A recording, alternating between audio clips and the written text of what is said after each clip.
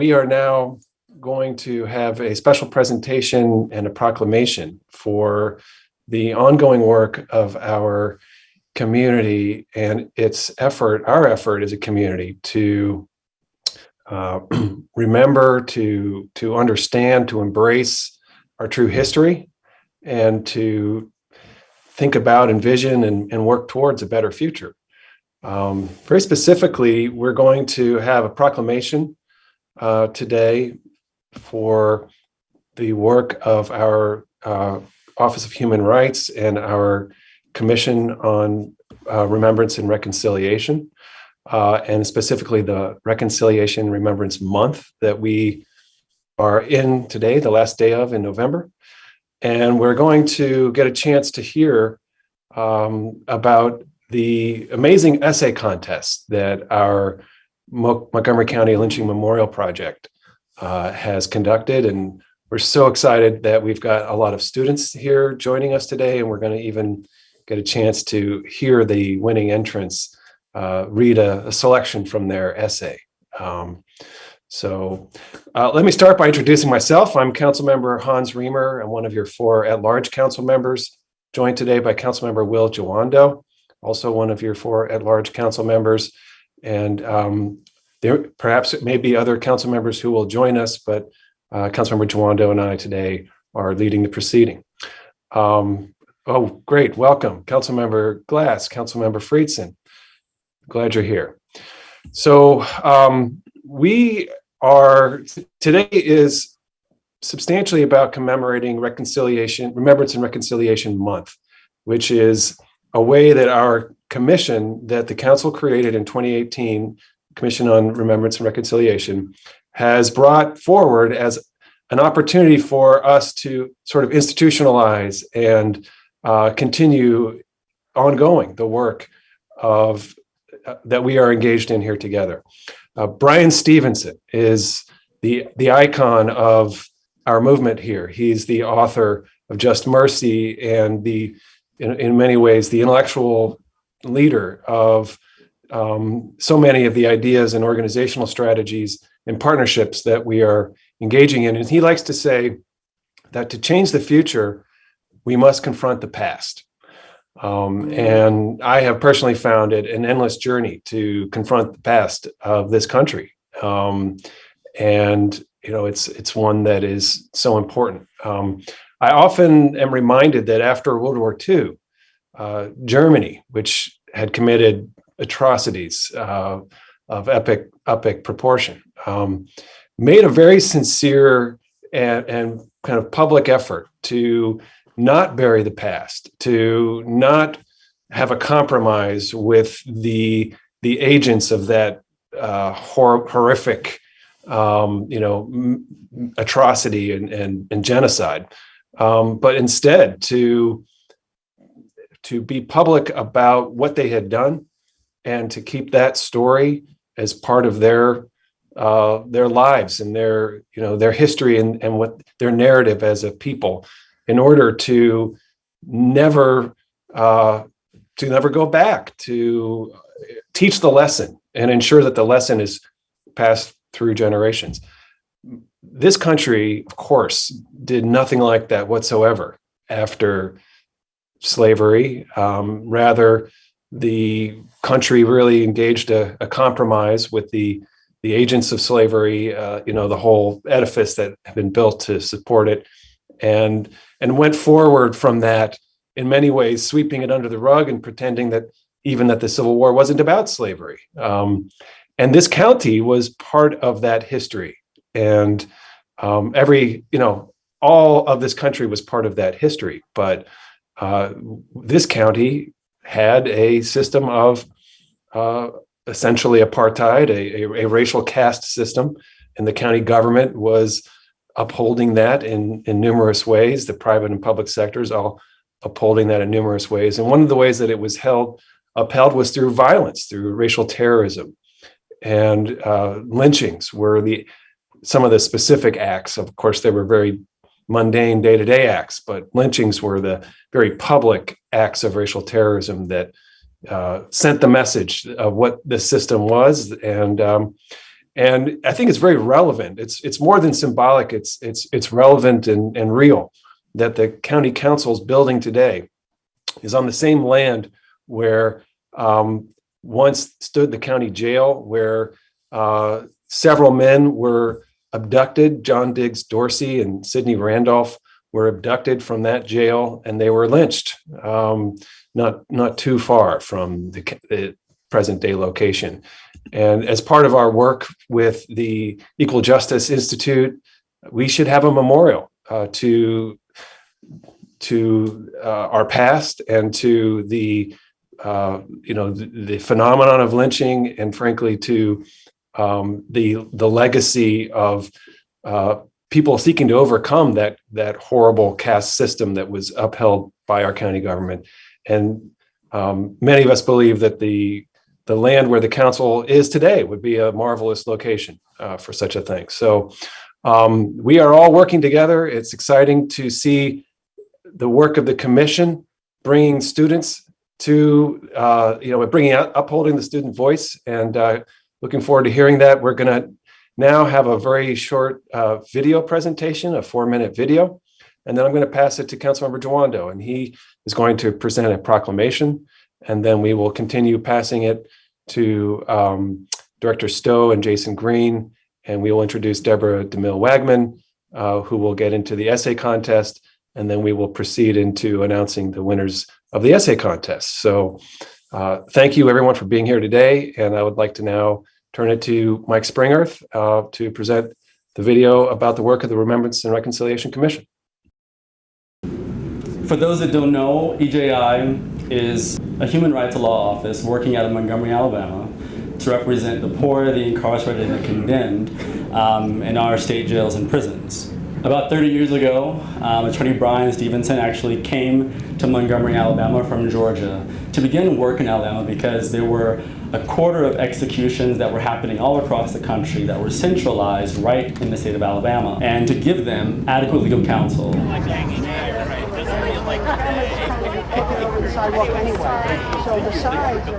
We gather here in memory of Mr. John Diggs Dorsey and Mr. Sidney Randolph, who were taken from this very spot and murdered by 2 lynch mobs, one in 1880 and one in 1896. Today, we will walk the approximate route of the lynch mobs and stop at locations along the way. You're going to stop at points along the way of this memorial walk. I want you to think about again. How do we now see where we are here in Montgomery County today? What do we think about that moves us to a different place so that the history for which I'm speaking of today never gets repeated ever again?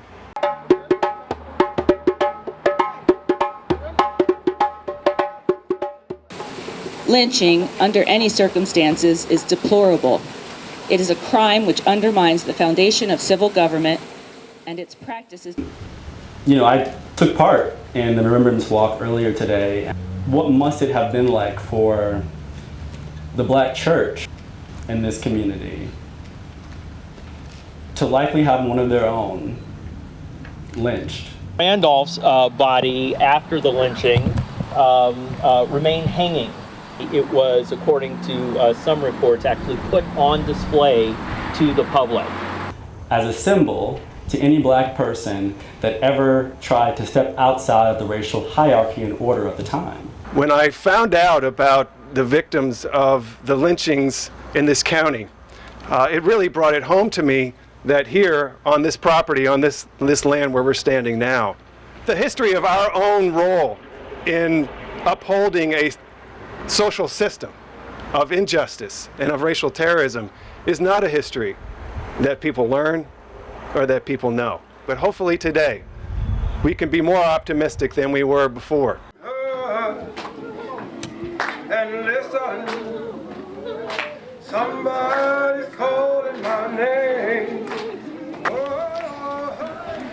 We will begin by saying the names of those being remembered today. Mr. John Diggs Dorsey. Mr. John Diggs Dorsey.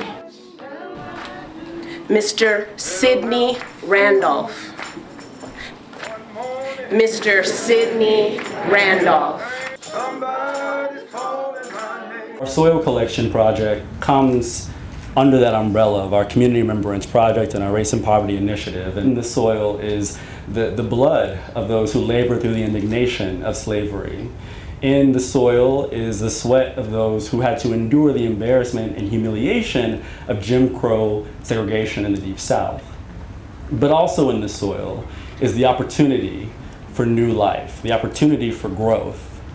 And our soil collection experience allows people to understand the circumstances of the individuals who were lynched in the community. That this soil will serve up to remind us of our responsibility to understand our history and to work to repair and heal the damage of the past by acting in the present. The Montgomery County Lynching Memorial Project, a local grassroots organization, and Equal Justice Initiative Community Remembrance Project, is collecting soil near the sites where Mr. John Diggs Dorsey and Mr. Randolph were lynched to add to the collection at EJI's Legacy Museum. I encourage you all to visit our museum and one day see this jar of soil now from Mr. Randolph and Mr. Diggs Dorsey in our museum as a symbol of your commitment to ensuring this history is not repeated. Oh my Lord, tell me what shall I do? Thank you so much. Really appreciate that video presentation about that history that is still very much with us. Councilmember Jawando. Thank you, Councilmember Riemer. Appreciate working with you and your partnership and leadership on this Remembrance and Reconciliation Commission. You know, it's a every time we talk about this, I'm reminded of how we are just in a present day fight to tell the truth. When we memorialized and we had the beautiful art product that was beautiful and sad and emotional and all of those things that you feel when you talk about the history of our country and the history of the county and how we are inextricably linked and tied and a part of that history. You know, the state that Harriet Tubman and Frederick Douglass ran away from, the state that had just as many Confederate soldiers as it did Union troops. And the fact that the building I work in, you and I and our colleagues work in today, is the building where two African-American men were dragged out of and lynched. And the system that we are sworn to uphold and protect as members of the county council to represent residents and improve their lives. Part of that government, our county government, offered up or held very little resistance, and there was never accountability, as is the case with lynchings, for the murder of these individuals. And how today, right now, as we have the 1619 Project book out, a New York Times bestseller, you know, hundreds of thousands of copies sold. You have U.S. senators and school district members from across the country and others who are seeking to deny the truth and not allow the story of our history to be told. And this is unfortunately not an uncommon playbook. We've seen it before. There have been other efforts like the People's History of the United States and other books that have sought to lift up the marginalized and oppressed and murdered voices of our country's history. And we are in our own fight right now to tell that story and to tell that truth, not just because that's the right thing to do, because it is, but because it's connected to where we are today. The systems and structures we operate within today were built in this time period. And lynching, the public act of domestic terrorism, that was a corporate celebration for many in our country. I often remind people that the U.S. post system had to stop delivering postcards for a period of years in the 1800s because there were too many postcards of lynchings being sent through the U.S. Post Service. That's how prevalent of a practice this was in the United States. but very few people know that history. And we must know it because where we are today, the health outcomes, the economic disparities, the housing disparities, the educational disparities that we are living with right now have a direct line to the system of chattel slavery and Jim Crow and domestic terrorism in the form of lynching and other tools that is playing out right now. We all gasped, myself personally, we all had a sigh of relief, but also sadness. And the verdicts of 2 cases last week in the Rittenhouse case and the Ahmaud Arbery case, which is clearly a legacy of, you can't look at what happened to Ahmaud Arbery and not think of Emmett Till, and the, systematic hunting down and murdering of someone because they were seemingly in the wrong place at the wrong time, or had offended somebody or done something to someone that they shouldn't have because of their racial caste system. And we're dealing with that today. So we must learn from our history. And I really appreciate Councilmember Riemer and Councilmember Rice and all of our colleagues that we're bold enough here in this county to not run away from it, to not turn away, and to tell the history so that we can improve our present and chart a better future. And I'm so proud of our students, and I'm looking forward to seeing their readings and representations today.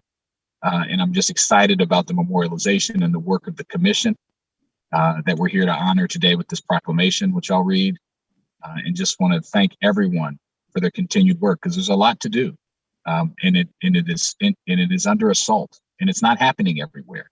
But we're telling the truth here. So I will just briefly read this proclamation and then turn it over, I think, to Director Stowe, who's accepting. He receives a lot of proclamations for us because he does a lot of great work, but he'll be the official acceptor of this proclamation. All right, here we go. The Montgomery County Council proclamation. Whereas the Remembrance and Reconciliation Commission, composed of community leaders, was established in 2019 to help bring the county together, to promote a better understanding of our history. And whereas Montgomery County's history includes policies and actions by community members to uphold unjust outcomes rooted in white supremacy and racial terrorism. This system was maintained through the threat of violence, demonstrated most vividly by at least 3 lynchings in the late 1800s. The victims were Mr. John Diggs Dorsey, Mr. Sidney Randolph, and Mr. George Peck. And whereas the Remembrance and Reconciliation Commission has, in partnership with the County Lynching Memorial Project and other community organizations, held soil collection ceremonies and a pilgrimage walk recognizing the 3 known victims of lynching in the county. And whereas during the month of November, the commission will partner with organizations like Montgomery County Lynching Memorial Project to host events for the community. Scheduled events have included a public arts demonstration, a museum exhibit, a high school student essay contest, which we'll hear from today, keynote speakers, and a documentary film screening. And whereas the commission will continue working with community partners and the Equal Justice Initiative to develop a deeper understanding of the county's history of racial injustice, to address current questions of social injustice and equality toward truth and reconciliation. And whereas the commission and community will continue working together to establish an appropriate memorial to the victims of lynching in partnership with the Equal Justice Initiative. Now, therefore, be it resolved that the County Council of Montgomery County, Maryland hereby recognizes November as Remembrance and Reconciliation Month, and shall highlight the Commission's work in providing a platform for stakeholders to review the county's past in order to move toward greater equity and social justice in the future. Presented on this day, the 30th of November in the year 2021, signed by myself, Councilmember Riemer, and our Council President, Tom Hucker, on behalf of the entire Council. So, Mr. Stowe, Director Stowe, I turn it over to you, sir. Thank you so much, Councilmember Jawando, and to all members of County Council, Councilmember Riemer and Councilman Rice, your leadership in this particular effort, and all of the council members. We want to just, on behalf of the Remembrance and Reconciliation Commission, Jason Green, our illustrious chairperson, thank you. Thank you for this support. Thank you for the ongoing efforts of trying to bring truth to Montgomery County. And having us actually deal with it in a reflective kind of way, but also in a resolute kind of way. Martin King said that hate paralyzes life, love releases it. Hatred confuses life, he goes on, but love harmonizes it. Hatred darkens life, but love illuminates it. At the end of all this is our goal to figure out a way to move beyond these incidents of terror and of hate and of fear to a place where we, in fact, encounter the love we have for each other in our own way, in our own wrapping that God has given all of us, simply to be a part of this community and be able to enjoy all it has to offer. That ultimately is our goal as we look at these very horrific kinds of incidences that have occurred over the lifetime of this great community. But it is our goal, and certainly I believe the council embraces this, as well as the administration with Mark Elrich and all those who are part of that team as well, that there is something better out there, and we can reach it every single day with all of our efforts. So I look forward to hearing from our students who have, I think, put so much time and energy in their essays, and I look forward to hearing what they have to say. And I hope we all will listen to what they have to say as well, because they become sometimes our greatest teachers. And so we salute them for their efforts and for their involvement. And again, on behalf of all of the folks involved with the Remembrance and Reconciliation Commission, I'm not going to forget you, Jason Fasto. Thank you, sir, as well, for all that you do. But thank you so much for all of the work that's being done and all of our volunteers who work so hard as commission members to do this great work. So I accept this proclamation on their behalf, and we'll end with this quote also from MLK, the Reverend Dr. Martin Luther King Jr. It may be true that the law cannot make a man love me, but it can keep him from lynching me. And I think that's pretty important. Thank you. Thank you, Director Stowe. Ms. DeMille Wagman. I just want to say their names one more time because I don't think they can be said enough. Mr. George Peck, Mr. Sidney Randolph, and Mr. John Diggs Dorsey. And I began with the names because that's why the Montgomery County Lynching Memorial Project, or MOCOLAMP as we're called, came to be. We are a grassroots organization committed to educating people about the history and impact of racial terrorism. We are also a coalition member of our parent organization, the Maryland Lynching Memorial Project.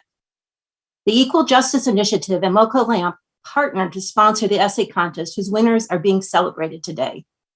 In the essay prompt, we challenged Montgomery County public high school students to think about the impact of racial injustice and its continuing legacy, connecting the past with the present.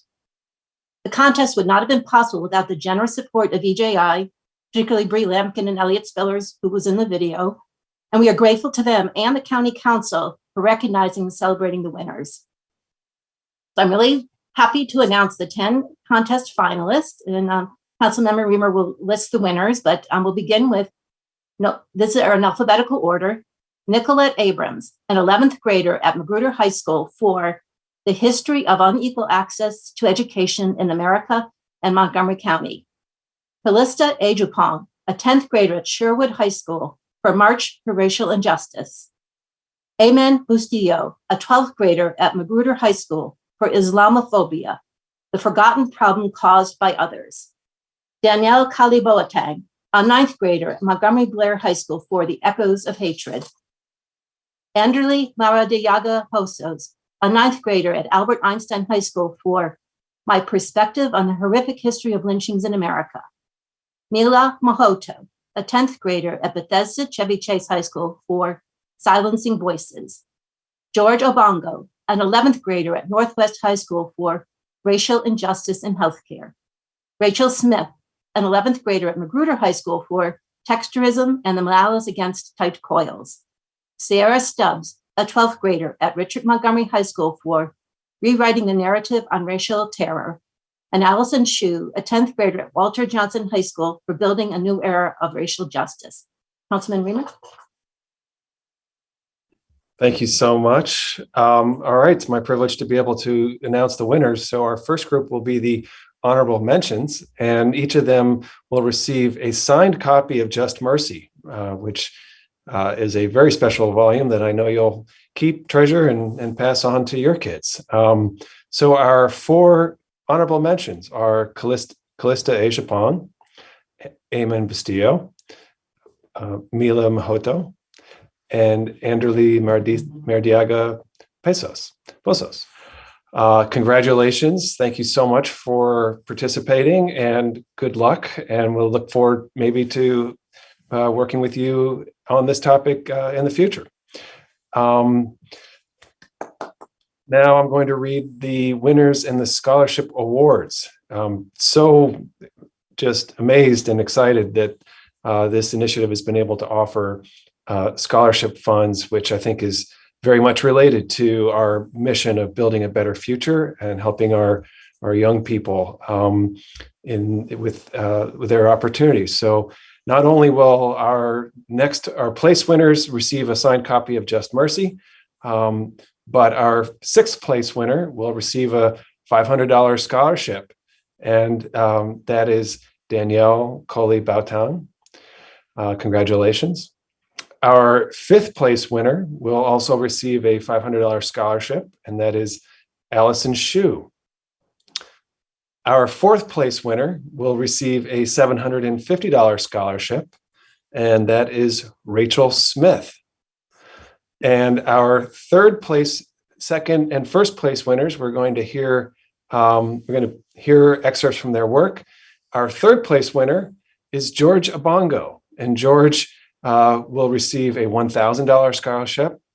Our second place winner is Nicolette Abrams, and she will receive a $1,250 scholarship. And our first place winner is Sierra Stubbs, and she will receive a $2,000 scholarship. So first of all, congratulations to our finalists and everyone who participated. We are so grateful for your initiative and really just excited about the success here. So now I'd like to ask our top three essay finalists to read the passage of their selection from their work, and we'll start with our third place winner, George Abongo.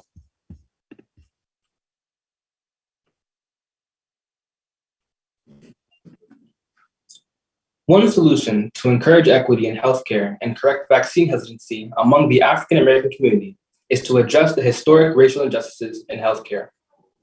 The US government should acknowledge and apologize for the Tuskegee syphilis study and pay restitution to the aggrieved families and the descendants. In addition, instituting a Truth, Justice, and Reconciliation Commission, TJRC, will not only publicize the shameful injustice, but also discourage a repeat of such targeted racial discrimination in healthcare. The TJRC model has been previously used successfully in South Africa to promote equity. Additionally, addressing implicit racial bias requires the teaching of current medical students about the implications of racial bias, unethical human experimentation, and biased allocation of healthcare resources. Future healthcare professionals should be trained to adhere to the ethical principle of justice and fairness, irrespective of race or ethnicity. Lastly, training more African American doctors and nurses with similar lived experiences of their patients adds to the overall quality of healthcare. From a cultural standpoint, whenever I go to the ER in distress, I communicate my medical experiences better with doctors and nurses who talk just like me. Thank you. Thank you so much, George. Great work. Really excited to follow your success going forward. And our second place winner, Nicolette Abrams. Ms. Abrams. Despite the ongoing fight for the last 70 years to end unequal access to quality education for African American children, currently 9 million African American students in the United States attend disadvantaged and underfunded schools based upon where they live. Creative solutions for a modern day educational system are vital in the effort to overcome the challenges our nation faces today. No problem can be solved through ignorance or the failure to confront the past. Everyone needs to be taught the history of injustice, even within our own local communities, in order to understand the challenges of today and tomorrow. I tend to be the only African American student enrolled in many AP classes in a school that is comprised of almost 80% minority students. I do see a possible solution for this problem within my own school, Colonel Zadok Magruder. Magruder offers the only aviation program in the county. The aviation program is open to students who do not live in the Magruder district. If we could implement more specialized programs in all Montgomery County high schools open to students despite where they live, students from diverse racial backgrounds could attend schools anywhere in the county based upon their academic interests. This move to diversify specialty programs across the board can hopefully work to integrate and provide better academic experiences for all students. Thank you. Thank you, Nicolette. Like George, you've grappled with some very real, current major policy issues. Thank you so much. And our first place winner, Sierra Stubbs. Sierra, welcome. Thank you for joining us. We'd love to hear from you. Thank you. Truth is a fragile concept that has been manipulated, suppressed, and skillfully ignored by those unwilling to revisit the facts that reveal the imperfections within our nation. In the past year, we have experienced revelations of recurring violence against Black lives, alongside the rise of social awareness and misinformation. Despite the efforts from non-oppressed communities to increase awareness, there are still those in powerful positions that continue to seek ways to limit African Americans through legal, economic, and educational barriers, favoring the control of selective narrative framing rather than a complete story. As we remove the rose-colored glasses for American citizens, we have to confront the most potent manner of oppression, racial terror and violence, along with our progression towards social equity. From the burning of the Black Wall Street, threatening voters, and intimidating Black communities today, we still experience past racial terror that parallels the domains that we currently face. Thank you so much. As Councilmember Jawando was commenting, the fact that we are now engaged in this discussion of whether racism can really be a topic that is taught about in schools, it's just, it's shocking that we are still grappling with such fundamental issues, but it shouldn't be surprising given what you've described about a lot of the power dynamics, Sarah, with your essay. So thank you so much. Well, thank you, everyone. Thank you to all of our partner organizations. This has been, again, a month of Reconciliation Remembrance. It's the first Reconciliation Remembrance month that our groups have worked on together, and we know it's not going to be the last. We're looking forward to continuing this work as we go forward. Thank you to everyone who's been involved. I don't know if you had a chance to experience the art presentations a few weeks ago with the displays on the side of the council building and the red brick courthouse. I'll never forget that. It was really powerful, and it is wonderful to see when the council can create an opportunity, as Councilmember Jawando, Councilmember Rice, and I had done with suggesting we do this commission, but all we can do is the power of suggestion. It takes, amazing people who have a vision and want to get involved to make the actual difference and to make it happen. And to see the fruits of your work here it's inspiring and it's awesome. And I'm just really grateful. Councilmember Jawando, anything you'd like to say? Yes, hopefully, can you hear me okay? Yeah, just wanted to say, couldn't agree more. So proud of you, students in particular. All of you have participated. There's such a power in the agency of knowing your history, the history of our country, and connecting it to how we're going to do better and must do better. And so to each of you, very, very proud of work here, and spread the news, and don't, this will be a lifelong journey. Continue to learn, continue to encourage your family members, your fellow students and peers. And that's what we're going to have to all do, because that's the ongoing goal, the truth. And the truth is, to Director Stowe's quotes earlier, it can often be hard to hear. It's often inconvenient, but it's vital to the functioning of our democracy and for us to achieve the true ideals of our founding. So really excited about the work. This has been a great month. Thank you to the EJI folks. Thank you to MoCo Lamp and all of our folks, Ms. DeMille, everyone who has participated, the Remembrance and Reconciliation Commission, Jason Green, Director Stowe. A lot of work yet to do, but this has been a great first official commemoration of this month, and really excited that we're leading the way. So, and thank you to you, Councilmember Riemer. It's been great to partner with you on this work. Thank you. It's an honor, and working together, we will build that better future that we know is possible. So thank you, everyone.